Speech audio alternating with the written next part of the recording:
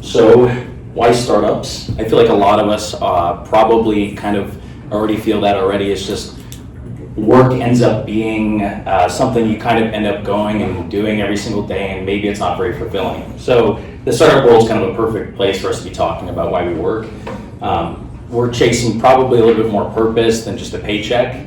A lot of people end up feeling stuck, doing work that doesn't really reflect who they are, just kind of doing metrics every day, not really doing the actual stuff that you desire to do, stuff that would make you actually feel fulfilled. So a big part of this is just us trying to find identity, purpose, and expression in work.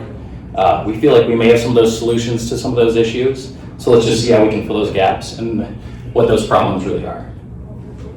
Oop, my bad. All right, so in a 2025 Gallup State of the Global Workforce report, found that 21% of global workers and 33% in the US are engaged with their daily work. And 50% of workers worldwide report active intent to leave their current jobs, which is like, you hear that and that's kind of concerning, I feel like. Immediately, that was like one of the first things we found, we're like, oh no. So working ends up feeling like checking boxes, we're not growing, we're not creating. A lot of this ends up being a skill gap, education versus employers' needs. A lot of people are coming out of school, they go to school, they do their degree, and they're not actually ready and trained for some of these things that they may actually want to do. And everybody's seen the job listings where, it's like 10 years experience of whatever entry-level position, you're like, okay, cool. So at the end of the day, a lot of this is about building a better workforce before we even get to people just sitting around not being able to actually have jobs. So we feel like it's a cultural issue. A lot of these companies end up chasing KPIs. I'm sure plenty of you have heard KPI before. Vanity metrics versus actual impact of what you're doing, you're creating some sort of real value for your company instead of just next number up, next number up. So I've kind of had direct experience with this. I worked at a company to where they actually asked me to build the KPI kind of engine, which was interesting, seeing kind of how that worked. Just seeing everybody's kind of bonus kind of put into like mathematical format instead of kind of how useful these people are to the company and how important people actually are. So we're, I think, kind of separating the bonus structure from things like that is pretty important. You can kind of see that in the federal situation also. The federal situation, we kind of have, people having to send lists of what they're doing every single week to be able to keep their jobs, right? So when purpose is lost, we have creativity and motivation just collapsing. We don't feel like we're actually doing anything at our job. We're just kind of showing up. So when we're losing efficiency, we're losing meaning. These problems didn't just happen overnight. So let's look at the history, and Matt has that. All right. We are going to go way back, well, as far back as we can go to get written records. So obviously, I'm starting with the book of Genesis here. There are civilizations that are older than the peoples that contributed to what is now the Bible, but they didn't leave the greatest written records. So we're going to focus on people that left their writing behind, that we can prove that people really thought this way back then. Genesis is actually kind of an outlier. So at the start of the Bible, in the book of Genesis, it's actually said that work is a curse. It's something that humanity has to bear because of our attempt to become like God, to have knowledge and understanding of things at like an abstract level. The rest of the ancient peoples that we can look to for information on this are a little bit more level-headed.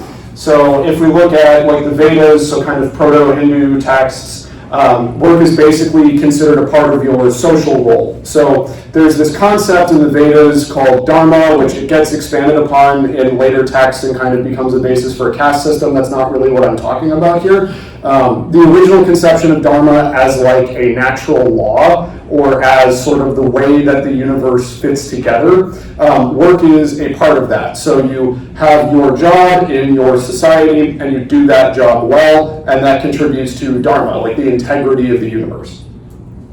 Uh-oh. Hold on. We have the best HDMI cable, by the way. Is this all right? Okay. Yeah. So Buddhism actually echoes this belief. What the thread I'm trying to put together here is there's this very common belief among all of the ancient writing peoples of the earth that we're all somehow descended from. That again, here in Buddhism, we have this concept of the Noble Eightfold Path, which is basically a guide in Buddhist thought to how to live the right kind of life. A specific part of the Noble Eightfold Path in Buddhism is right livelihood. So again, having the right sort of work for yourself and doing a good job at it, this links back into this harmony, cosmic order sort of thing. This is a really interesting overlap because these two groups of people were very separate from each other, both in time and space. So both Confucianism, which isn't even truly a religion, and Islam, which is a religion, both systems actually believe that work, again, is sacred and it's important to social harmony, and that your work should be, what you're driven to do, what you were born to do, what you're good at, and then you should do a good job at it. So what I'm trying to put together as a through line here is that humans kind of have what seems to be an instinctive, emergent belief about work. That our work is a part of our society is like a part of let's say a nation, or even something as large as like the cosmos, and then the work that we do is our little piece of it that we're trying to keep together so that the whole order is maintained. So things start to change a little bit as you get out of like deep time and antiquity. So what basically happens at the end of this kind of antiquity period is you get the Greco-Roman world. So Greece and Rome both moved things forward in terms of social complexity in different ways. I don't really have time to go into all of it, but essentially the Greeks had a lot of trade, a lot of democracy. They were one of the first civilizations that did a lot of personal writing. So people started to think more about their experiences and what they wanted to do. And then Rome obviously brought us this massive empire where lots of different schools of thought, lots of different philosophies sort of collided and interacted with each other. You start to get a diversification, almost a stratification in how people view work. So kind of at the very bottom in this phase, you get labor. That's a word that we still use today. Labor is like toil and drudgery. It's often connected in the earlier writings with like the work of slaves or the work of the poor. Then you get negotium. I think a lot of manager type people in here would consider, or if you were an ancient Roman person, you'd consider a lot of the work that you do to be negotium. It's like the day-to-day tasks. So like filing paperwork, doing reports, something that is not leisure, something that is not fun, but still needs to happen. Then there's otium. This one is a fun word because I would say that it's not just a leisure, right? It's not doing nothing. It's sort of like a very fancy, say, English person from the 1980s saying leisure. That's really what this means. So the literal translation is more like cultivated idleness. So it's the resting state of mind from which art and philosophy and poetry and statecraft emerge. So again, cultivated idleness. Then another bunch of us in here would be in this kind of group today, I think, techne. That just means technical skill. So if you're a smith, if you're a weaver, if you're a tailor, if you're a doctor, during this time period, all of that would kind of be grouped under techne. And then there's vocation, or in Latin it's vocatio, but vocation is how we Romanize it into modern English, which means calling. So that starts to emerge as a word for religious pursuits, like monastic life. Like I want to be an oracle, I want to be a priest, I want to be a priestess. Later, as we get Christianity in the Roman world, this starts to become I want to be a nun, I want to be a monk, etc., etc. So again, originally this word vocation is really only connected to spiritual calling. It's not connected to any of these other things like technical skill, statecraft, art, whatever, day-to-day work, or labor. But then something changes. That series of stratifications is it's actually how people thought about work from the end of the Roman Empire pretty much all the way through to the Protestant Reformation in Europe.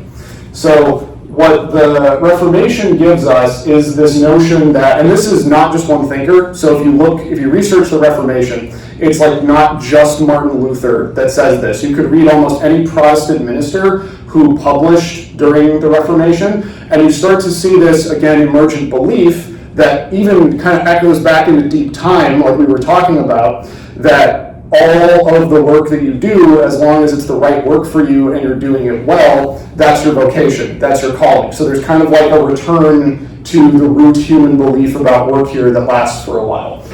This is where we get phrases like, this is my calling, this job is my vocation. This is a very, very common perspective if you read the journals of people from this time period. A lot of people felt this way about their work, even if it is something today we might consider kind of demeaning. Every task people did was still important to things working. So that links into the more, I won't talk about any like negative or controversial aspects of this, but this gives us the Protestant ethic, which is, if you read Max Weber's Protestant Ethic and the Spirit of Capitalism, that's a good history of this kind of thought and how it grew and adapted over time.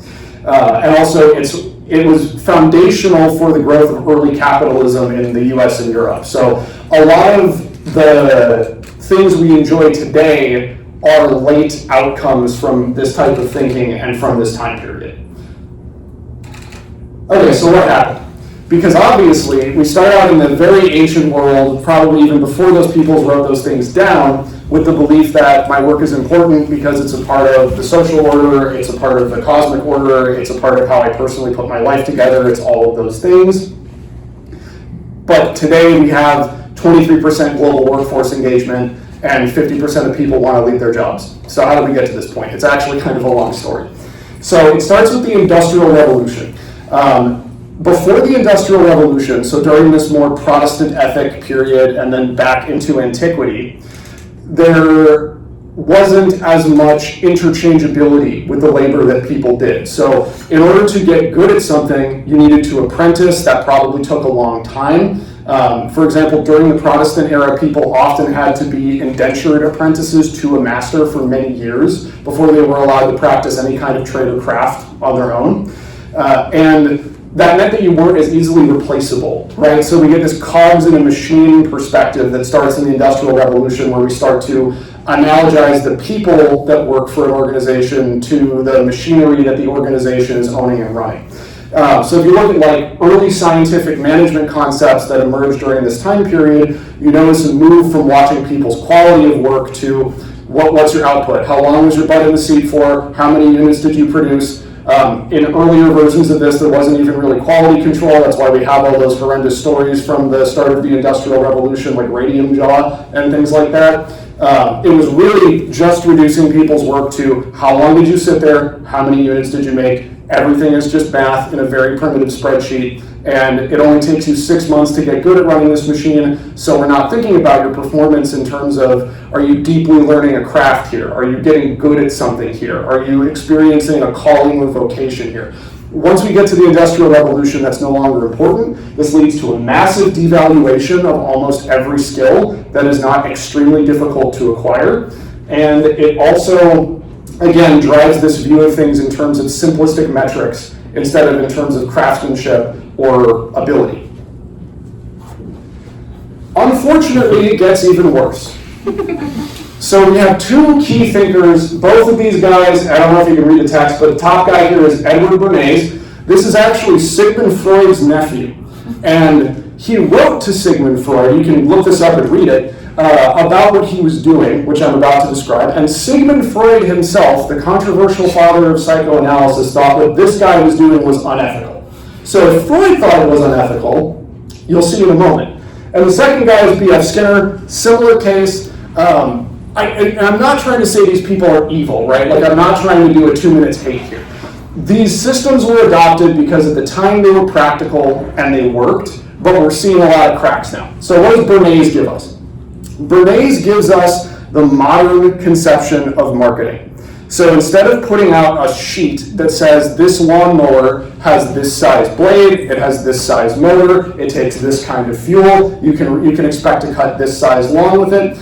Now the motor must be associated with a drive, with an emotion, because that was Freud's thing that Bernays was kind of taking off of. So that's why instead of going to Home Depot and seeing specification sheets for all the motors, you see a bunch of pictures of stalwart, independent men pushing the mower in their lawn, right? Because they want you to build an association or an attachment to the product instead of making a rational, like, needs-based evaluation of what you're going to do with that product.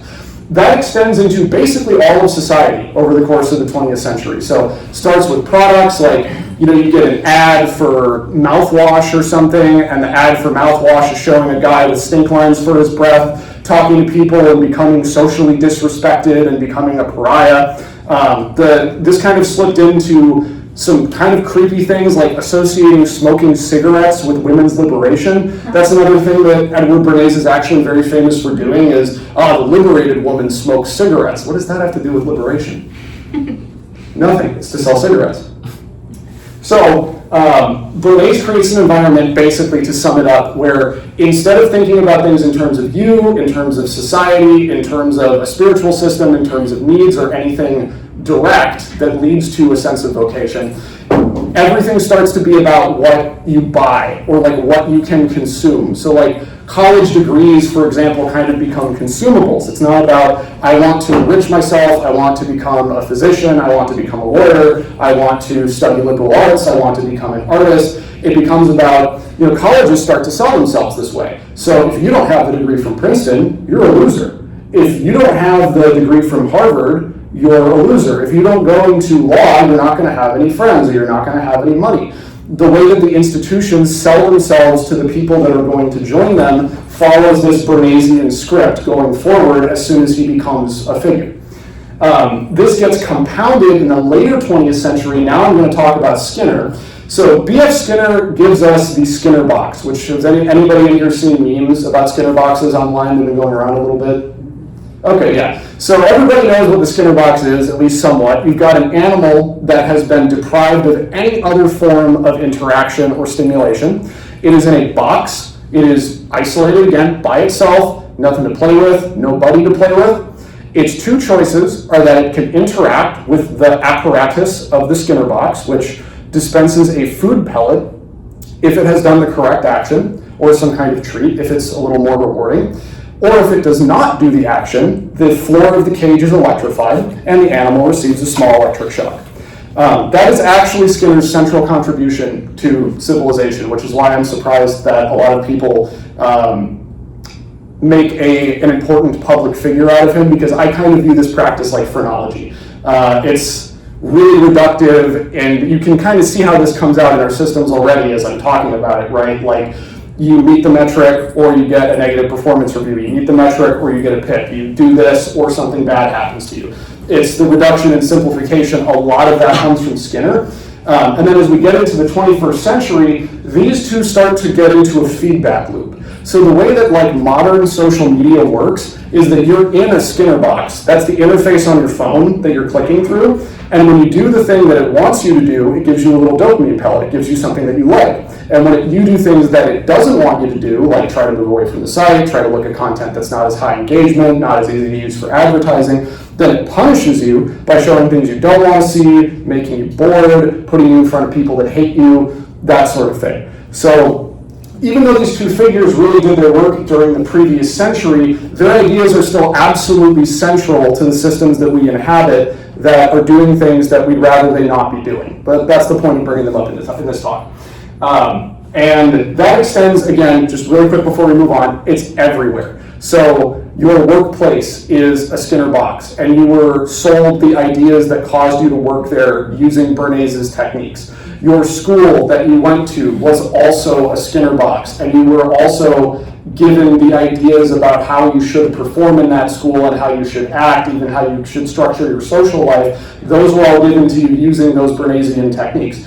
And you can see how that starts to create this milieu where people aren't really sure if what they're working on is the right thing for them. They're not feeling engaged. They're not feeling a sense of purpose in what they're doing. All of this really goes back to the end of the Protestant ethic era, the final disconnection from that ancient system of human thought where we assume that the work we do should be right for us and right for everyone else. And then we move into this kind of strange metrics and marketing-centric world where everything is being decided by these manipulated unconscious drives and kind of strange alien systems. All right. So what can we change after hearing that the history? It's pretty intense, probably more than you'd probably think for the history of work. So we feel like there's three levers of change here. Early technical education, K through 12. And that kind of leads a lot of people into something more like an apprentice later in life or before maybe they even leave school. We feel like there are already classes being taught that help teach technical skills for a lot of people, but we feel like you could pretty dramatically increase kind of what we're doing to help people actually gain real skills before leaving school. Apprenticeship programs have already been shown to be wildly effective in helping people be happier at their jobs, find jobs, make more money. So we feel like at the end of the day, we have a few different ways that we can help maybe integrate an apprenticeship program kind of into the community and whatnot, but that also starts at schools and whatnot also. Another part also is that kind of leads into our final part here, social and tech tools. Pulse, that's our company, kind of leads. We kind of have something going that we're working on that is going to help us be able to actually maybe make some of this communication stuff happen between employers, employees, schools, and whatnot. So basically the idea kind of at the end of the day is instead of just, you looking at job listings or maybe the limited amount of apprenticeships that are available, people would be matched more based on their skills, interests, and availability. So we'll kind of talk a little bit more about the details on that in the technical portion. So let's start where it all begins, education. So obviously technical education is a pretty important part of that. An apprenticeship obviously is kind of the precursor to it. So these employers and technical schools and the kind of pipeline that we have right now is not keeping up with that. Schools already teach welding, robotics, web development, some of these more technical aspects, and which is good, we're getting better at that for sure. But at the end of the day, we want to see more of an expansion of certifications, internships, and like actual real projects that people can work on and feel like they're actually contributing to something and feel like they're actually doing a real project instead of, turning in your test or whatever, that kind of gets old. At the end of the day, we kind of imagine a student graduating with a portfolio and a certificate maybe in hand and not just a diploma. At the end of the day, this helps people build, for students, and you gain these skills obviously. You have a portfolio when you get out of school, and then at the end of the day, you gain that confidence that I know a lot of people, when you get out of school, you're not super confident when it comes to talking to these older people that, it's a big business. It's kind of intimidating even for adults. So at the end of the day, if you can help kids actually have those initial interactions in kind of a more pointed direction, it probably would help up quite a bit. So once they're ready to enter the workforce, apprenticeships kind of close the gap here. And really at the end of the day, the apprenticeship is one of the most effective ways to actually teach somebody a skill and kind of see if you actually want to do that. Like at the end of the day, a lot of people end up doing college, which is cool, but at the end of the day, it's easy to kind of go to school because you see yourself in something without really knowing what that's actually going to be like. So at the end of the day, we have our learning by doing satisfaction. You get better pay basically after doing apprenticeships. And we already do this. So we have electricians, we have HVACs, we have machinists. Many professions already require extended academic preparation before practical experience. So we can kind of reimagine a lot of that as an apprenticeship, a little bit more kind of free form instead of just a technical school where you go learn that thing, do it, and that's what you're doing no matter what. We already know that from the data, apprenticeships are beneficial for both apprentices and employees. These numbers are also kind of staggering. 2022 report from the American Apprenticeship Initiative found that 68% of employers surveyed found a positive return on investment by investing in apprenticeship programs, including indirect benefits such as reduced turnover and improvements in company culture. So I mean, that's 68% is like pretty foolproof at that point. Reports from Barclays and Sutton Trust show that apprentices can out-earn graduates in some sectors by as much as 270% over their lifetimes. So at the end of the day, it's very obvious that degrees don't necessarily equal success and that there's a lot of other avenues we can actually go down, and you can be often more successful than somebody with a degree. Not saying that degrees aren't important, there's just a lot of other options for people that I think a lot of people don't see when they're coming out of school. We also see that job satisfaction is higher among apprenticeships as well. 2024 study from St. Louis found that people who complete apprenticeships scored higher in both life satisfaction and optimism compared to graduates in the same field. So, summary, this helps people, it helps businesses, and it builds meaning.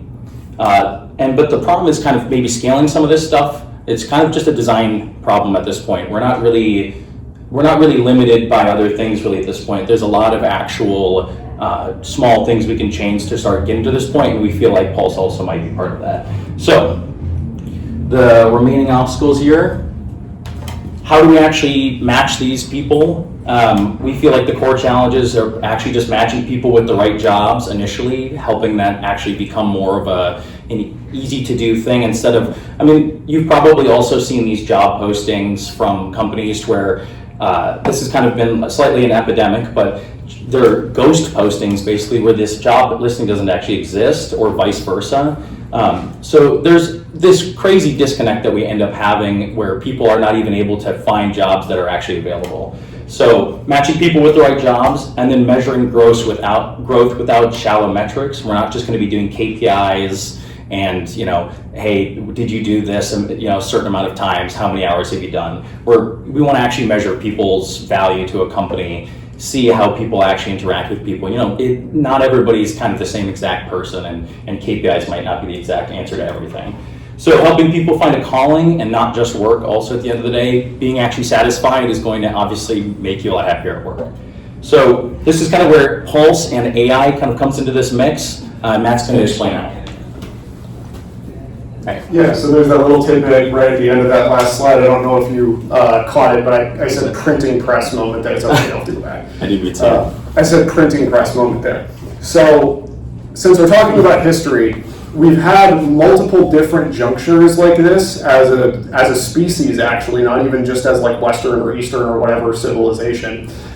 We have these inflection points that we reach where the technology that we're using to communicate, to store our records, to interface with each other, to interface with ideas, is just not enough for the next level of organization that we need to complete. So for example, during the Dark Ages in most of Europe, almost no one knew how to read, almost no one knew how to do math. That was a huge bottleneck in terms of people's ability to do practically anything. Almost everybody during the Dark Ages was either a priest or a subsistence farmer, and those were your two options. What changed that was the invention of the printing press, the wide distribution of available knowledge as literature, and then that gave people the incentive to learn how to read and write so that they could access that literature. We need to do something similar with more modern tools to be able to coordinate something like this at scale. Because, just to be clear, there is no Illuminati, okay? There's no secret cabal of people that's meeting every day to make sure we can't have a modern digital guild system or a modern digital apprenticeship system. The fact of the matter is that the previous generation tech stack is not up to the task, and I'll tell you why. So the reason why we can't do this with what we have today is basically because it requires more work to organize it and do it across all of the apps, all of the platforms, all of the messaging solutions, all of the email providers, all of the people that are touch points for setting up a direct apprenticeship system or like a work queue system for high schoolers to be able to do prototypes. If you try to do that, first, you have to get all of the companies to agree on a platform to log into. You have to get people's emails together. You probably have to get people's phone numbers. You're also probably going to have some proprietary internal ticketing or work queue system that the business uses that you'd have to try to link into somehow. At some point during this chain, attempts at doing this break down, because there's a non-zero number of people that have given this talk, right? Like, I'm probably the 10,000th guy to stand up at one of these things and give the talk about how we need to go back to like a modernized version of the old guild system. The problem is that nobody prior to us, at least, and this doesn't have to be our product that does this necessarily, right? But this is a direction that I think everyone needs to start thinking in so that we can have a civilization that works in a way that's more human and more effective. So basically, in order to solve this problem of too many parties, too many apps, too many platforms, we can go to one unified protocol, but don't just dump everybody into one massive Facebook-sized website. Instead, we have a protocol that we call Pulse, or a platform, I guess, that we call Pulse. Everyone in Pulse gets their own node. So like your own miniature instance of Facebook that belongs to you, and all of the data on that belongs to you. Those nodes can network with each other, just high level here. You have a bunch of rules. These are defined just with natural language. So you're basically writing down instructions for your node, like, hey, if somebody searches for a job listing with these particular characteristics, go ahead and return an answer for that person like this. And you can make as many of those rules as you need to. So if you run a large organization, your node could have a rule for every single position that you have open. And if anyone in particular searches and hits your node, it gets sorted through all the rules. And if somebody meets your characteristics, then they appear to you and you can connect further. The next level that we have in our platform is called a pod. So it's basically like an ephemeral, like a pop-up Facebook group is how you could think of it. Your node becomes networked with the other nodes, and it kind of makes this text social media experience where you can communicate with other people easily, and all of the data still resides on your node, so when you're done and you leave that pod, that data's gone. Nobody's capturing any weird stuff or doing analytics or anything on that. Once that's being used in this example case to connect students, apprentices, employees, whatever, with employers to do the work, then managers, or in this case, it could be like mentors, or it could even be, if it's a high school level, it could even be the teacher running the technical education program. They can go to our user interface that we call Cache, or something like it, and they can start to ask much more qualitative questions about what's going on at these places. So you would pull open the pod for, say, a plumbing apprenticeship program, like a group you were running at your school. You click on it, it goes into our AI assistant, and you can just ask it a question like, what happened this week? Because that's a question that you can't actually ask any systems that currently exist. You can't just get an answer for something like that. Which is why we were reducing things to the KPIs, because those are interpretable at a glance. The reason why that worked during the previous century is because you can reduce some things to KPIs. But again, we're at an inflection point here where we need to go beyond the KPIs, and this is something that's going to allow us to do that. Now, I'm going to go into more technical detail.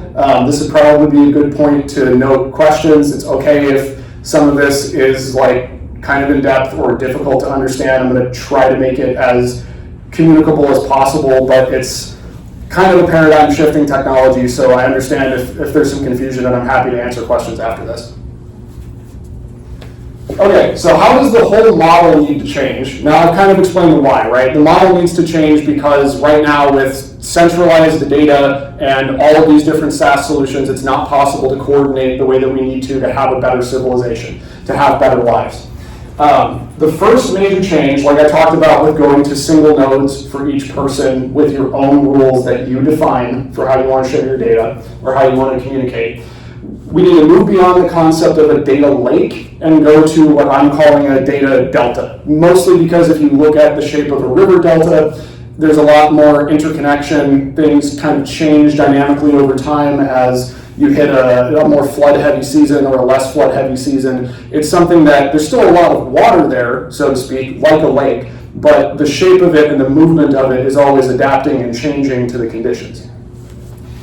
That's also going to move us into a post-SaaS framework. Now again, I'm not saying I hate SaaS because Pulse is technically SaaS still, right? I'm saying that there's too much SaaS. We're hitting an inflection point because we're using SaaS to manage everything, and now we have, how many accounts do you guys have to log into stuff for work? Who has more than 3 accounts they have to log into? Almost everybody in here has more than 3 accounts they have to log into to work. That's exactly what I'm talking about. So imagine you're trying to run this apprenticeship program with a system that's not Pulse, like I'm talking about and going back to. You have to probably log into 18 different things, and some of them are proprietary to the companies that you're working with. So without something like this, it's more work to try to set this up than it is to run it, and the metrics and Bernays and everything else loop just keeps running because that's simple and clean enough to run in this environment. So that's why the environment needs to shift a bit.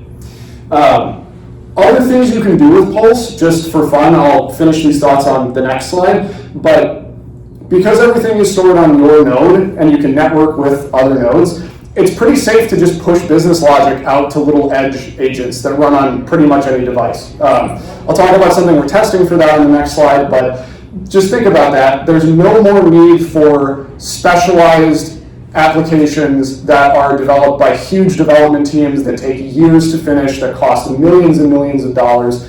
Instead of doing that, you think in terms of, I have data coming in, what needs to happen to this data, and then where does it come out so that people can see it, and in what format. You just have an agent that does that, it ends up in Pulse, and it can be shared with your whole network, which you can configure yourself automatically.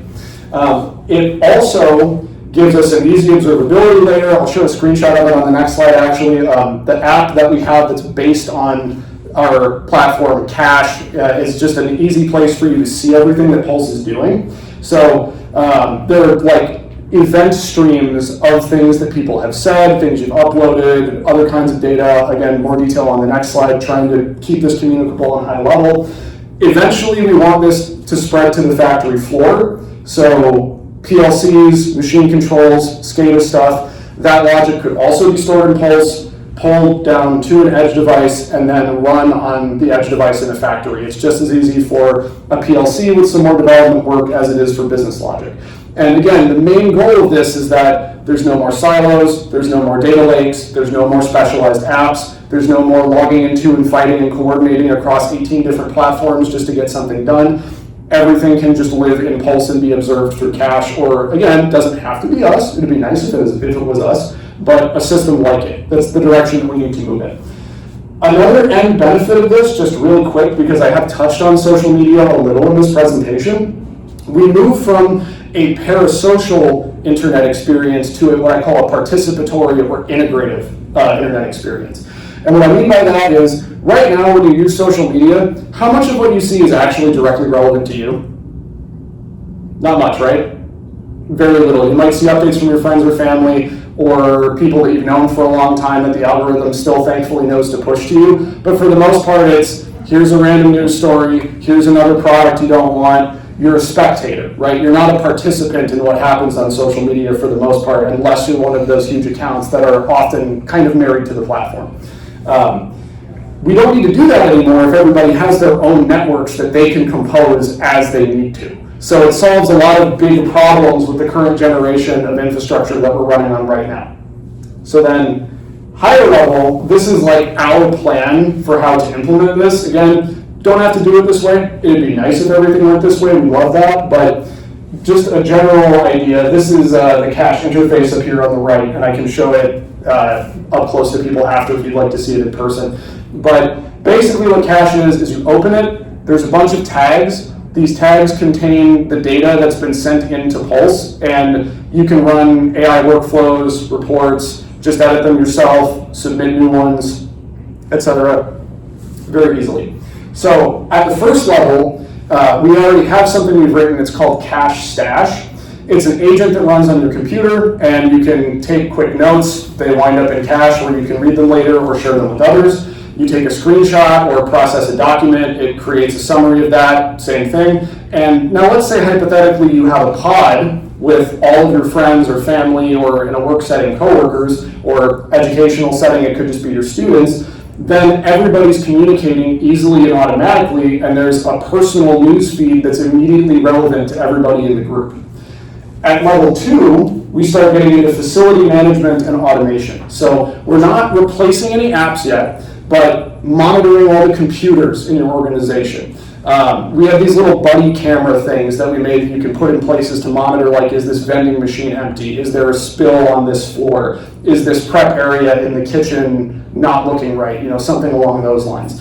All of that data also can be filtered up into Cache, shared with stakeholders automatically. It's right there. Now you don't necessarily need a facilities monitoring platform and enterprise monitoring software for all your computers and everything else. We've rolled more tasks into a single engine.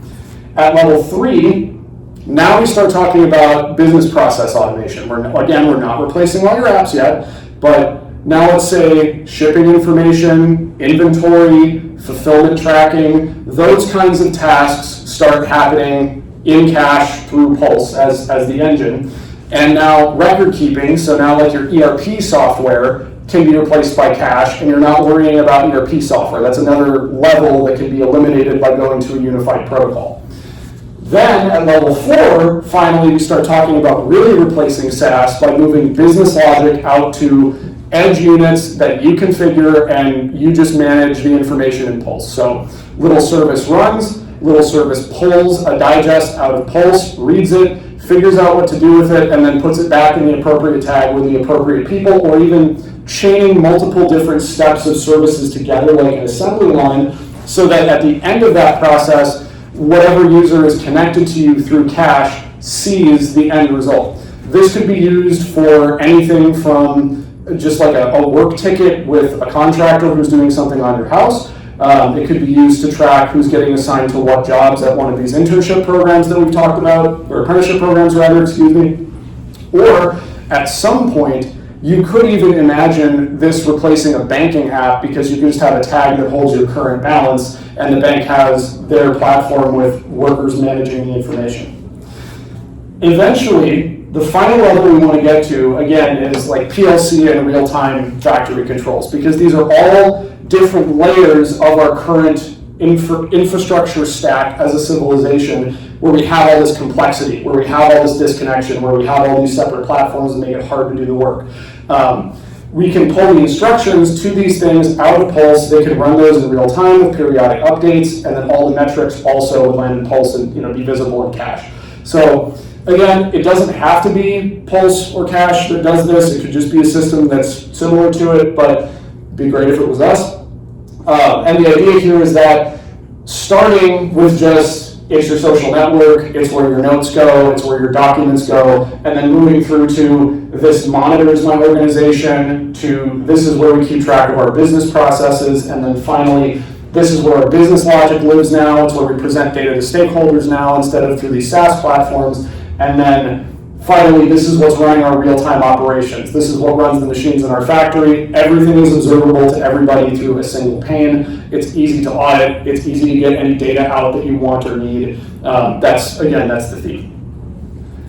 So what happens if we adopt a system like this at scale?